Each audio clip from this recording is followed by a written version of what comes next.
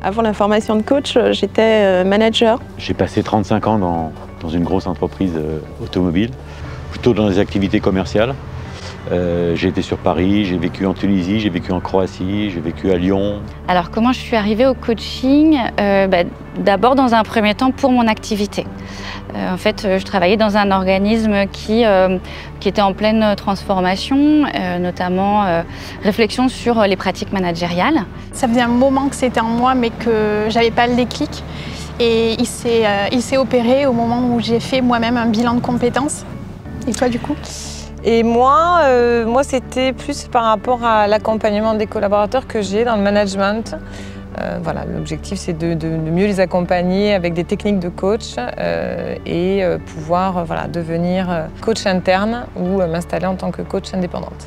Je suis arrivée au coaching de manière assez naturelle, je dirais.